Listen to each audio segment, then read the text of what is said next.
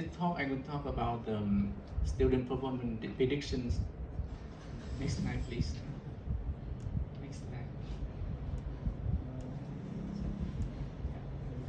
I will talk about the student performance predictions and the fairness measures, and we have some evaluations, experiment result, and conclusion and outlook. So, as you know, that in education, fairness is a fundamental concept that requires all students must have equal opportunity to study or be treated fairly regardless of the income, the gender, race, etc. And in the educational domain, the student performance prediction is a common task that supports the student to select appropriate course and for their future plans, and also have teachers and managers to monitor students and also reduce the official warning about the student procedures. And it also applies machine learning in student performance predictions. However, the machine learning method can be biased with respect to some protected attribute like race or genders due to the bias in the data set. And in fact, there are many fairness measures are proposed in the machine learning areas, and it's something like more than 20 measures.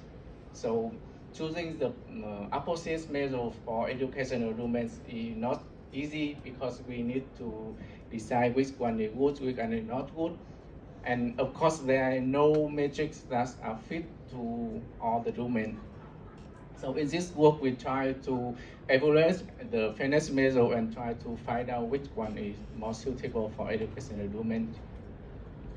So we formulate the student performance predictions as a classification problem to be easy.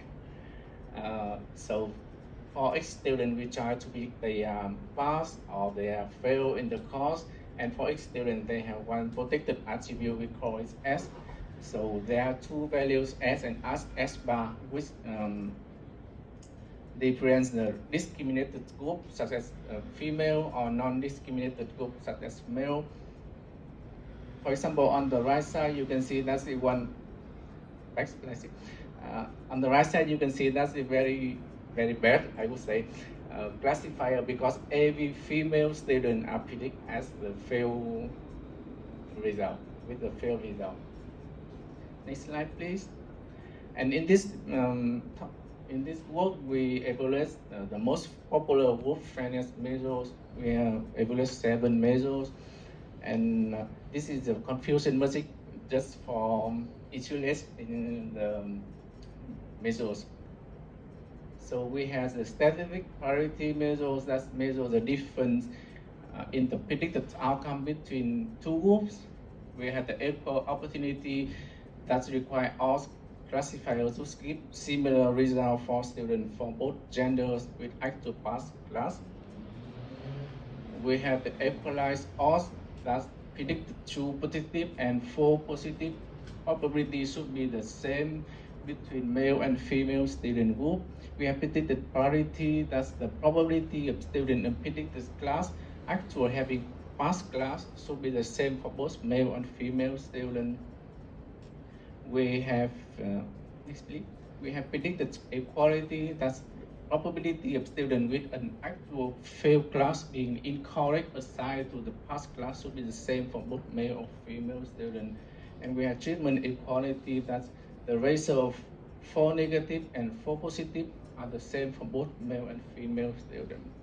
And the final measure is APROCA, that measures the divergence between the protected and non-protected group across all possible thresholds, 4 positive rate and 2 positive rate. And you can see one example of the APROCA measures. So we evaluate the fairness measure on 5 datasets with different number intensities, different classes, and some datasets they have already the problem of pass or true, a pass or fail student, but some datasets they don't have, so that's why we need to binarize the class enable. For example, for the PISA dataset, we need to binarize the reading score at the class level on the threshold of 500 weight.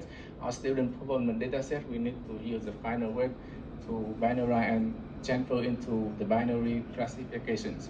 We use 70% data for the training and 30% for testing. So let's talk about more dataset.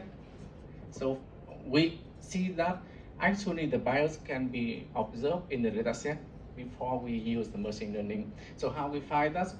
In our favorite work, we have a survey dataset on the fairness-aware machine learning, and we use the Bayesian network to find the bias in the dataset.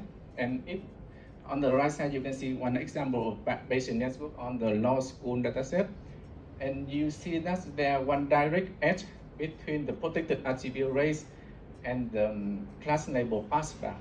So in that case, we can infer that the dataset is biased. Next slide, please.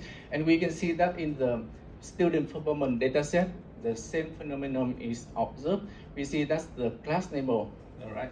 The class label has the direct edge with the weight G2. So maybe the weight G2 will affect to the class label. So it's biased. So we use 4 traditional predicted model to evaluate, and we use 2 models with respect to fairness to measure. We have ADA1 and ADA-fair to evaluate the result. Next slide, please. Yeah.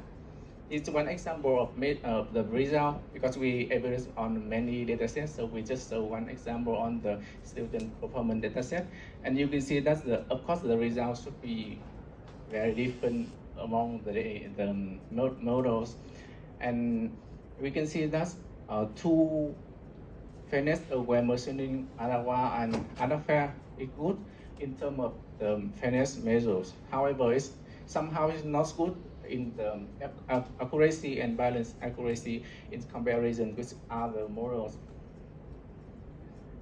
And we see that the upper measures you see in the image, figure is the measure with the lowest variability across the predicted method and dataset.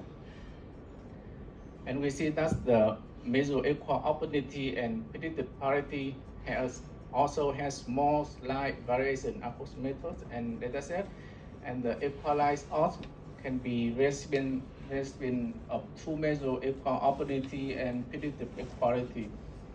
And the last one is treatment equality have very wide range of values, and you can see on the right side at the bottom, they have some outlier values.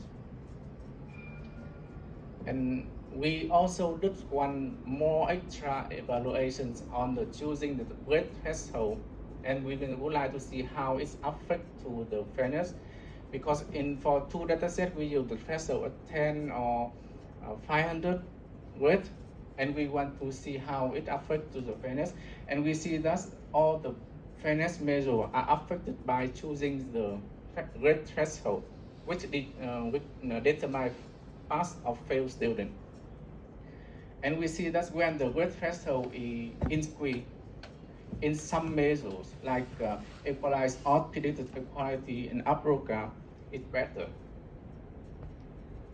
Next slide, please. So in this presentation, I just present how we evaluate 7 group measure fairness on different dataset and different method, and we see that the selection of fairness measure is important, and it should be based on the fact that all students, with respect to race or gender, should have the equal opportunity. And of course, the choosing the weight threshold determine the pass or fail student is important to ensure the fairness. And in the future, we would like to extend our evaluations on fairness measure, which is like more attributes at the same time, and on the individual fairness notion also. Thank you very much for your attention.